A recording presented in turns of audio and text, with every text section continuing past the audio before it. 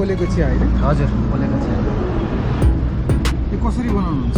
यो माटाको भाँडा पोलेर कसरी छ सुन्तला? सुन्तला यिनीहरू 140 160।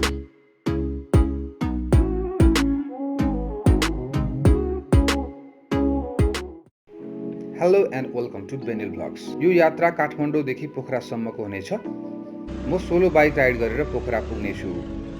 यो भ्लग मेरो लागि विशेष छ किनभने यो मेरो लाइफकै पहिलो भ्लग हो। यो भिडियो मैले करिब 1 वर्ष अगाडि क्याप्चर गरेको थिएँ, तर केही कारणवश मैले यसलाई पोस्ट गर्न सकिरहेको थिइनँ। त्यसकारण अहिले तपाईँहरूमाझ ढिलै भए पनि यो भ्लग राख्दैछु। कृपया हेरेर प्रतिक्रिया दिनुहोला। गोप्रो चलाउने नयाँ अनुभव समेट्दै यात्रामा भेटिएका रमाइला मोमेन्ट्सहरूलाई भिडियोमा क्याप्चर गर्ने सुनौलो अवसर पनि हो। करिब बिहानको 8 बजे म काठमाडौँबाट निस्केको छु पोखराको लागि। अहिले कलङ्कीको जाममा केही बेर रोकिएको छु।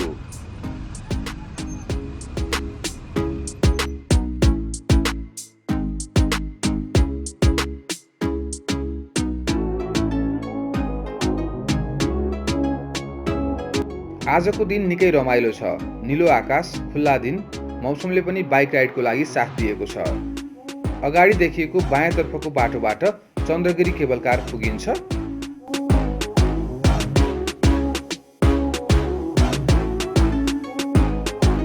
अब थानकोट चेकपोस्ट आइपुगेको छु।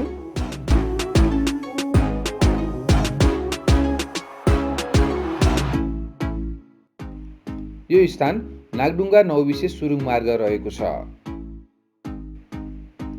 यो सुरुङ मार्ग काठमाडौँको सीतापाइलादेखि धादिङको नौबिसेसम्म निर्माण भएको छ। आशा गरौँ अबको केही समयमा नै यस प्रोजेक्ट समापन होला।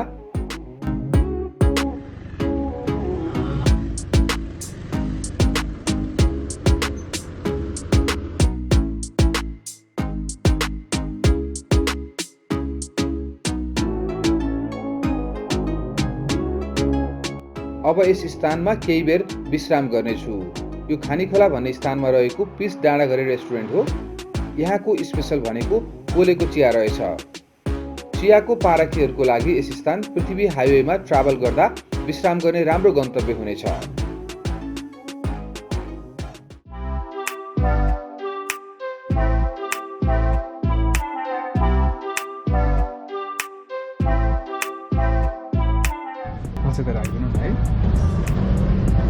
पोलेको चिया होइन? हजुर, पोलेको चिया। यो कसरी बनाउनुहुन्छ?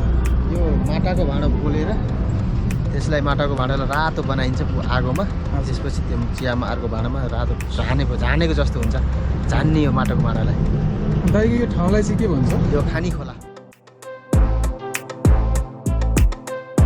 यहाँको स्पेसल चाहिँ यहाँको पटिया, सेकुवाहरू पाउँछ। अरू लोकल कुखुरा, ढेँडो, कोदो, फापर, मकैको अर्ग्यानिक चिजहरू पाउँछ।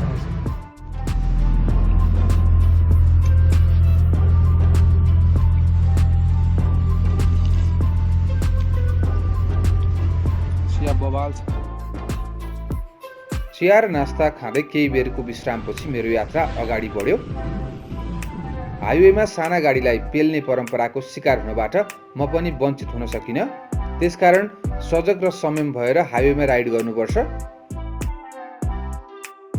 यात्रामा विभिन्न घुम्ती र मोडहरू चल्दै र केही बेर विश्राम गर्दै बेनीघाट भन्ने स्थानमा करिब 2.5 घण्टामा पुगेको छु। Gotta focus on yourself, on your faith, on your dreams, on your mind, on your health, yeah. You gotta work, never tell, keep your head down, find what you love and excel, yeah. Push and pull and repel any. हाइवेको यात्रा त्यति सजिलो भने छैन। ठाउँ ठाउँमा बिग्रिएका बाटाहरू, जाममा पर्दाखेरि गर्नुपर्ने ओभरटेकका चुनौतीहरू त छँदैछन्।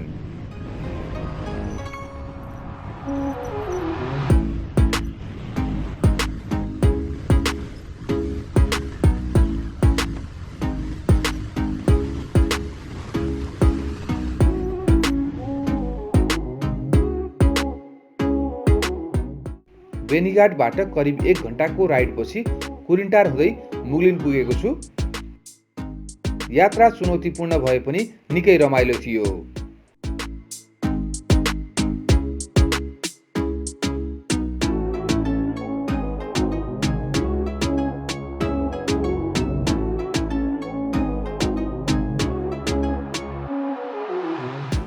हरियाली डाँडाकाँडा छिचोल्दै म आबु खैरनी पुगेको छु र यहाँ रोडको साइडमा सुन्तलाहरू बिक्रीका लागि राखिएका रहेछन्।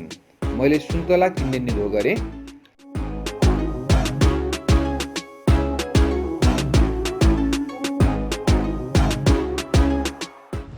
कसरी छ सुन्तला? सुन्तला यिनीहरू 140, यो 160, यो ढिङ्गा, यो 180। 1 केजी लैजाऊ। कुन चाहिँ लानु? अलि मिल्छ होला नि त्यो? त्यो 180 भयो, त्यो चाहिँ अलि अर्कै हुन्छ।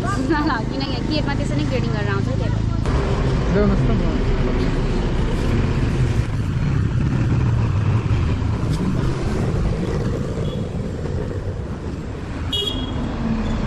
यो कहाँको सुन्तला हो? मनकामनाको सुन्तला।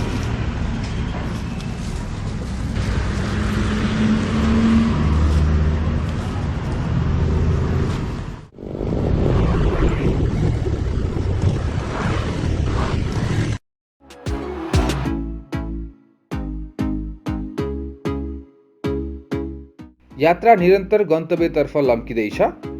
हरियाली पहाड र नदीको बीचको बाटोमा राइड गर्नुको आनन्द केवल राइडरलाई मात्र अनुभूति हुन्छ।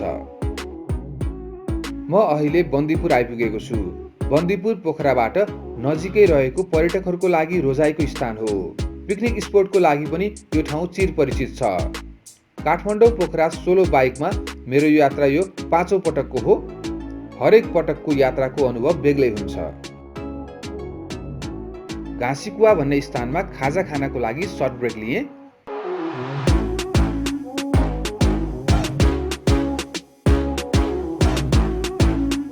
एकनासको यात्रा त्यति रमाइलो हुँदैन र बेला बेला ब्रेक लिँदा शरीरको थकान मेटिन्छ र अगाडिको यात्राको लागि ऊर्जा पनि प्राप्त हुन्छ। यो दमौलीको पुल हो। यहाँ आइपुगेपछि पोखरा नजिकै छ भन्ने फिल हुन्छ।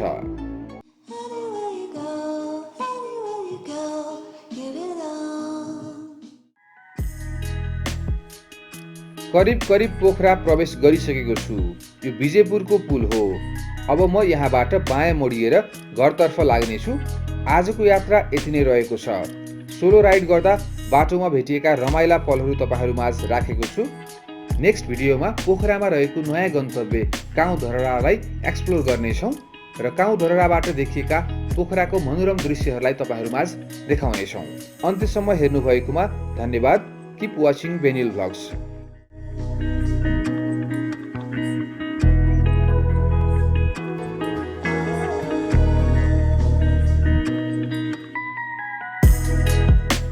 एकदम चिसो छ मौसम।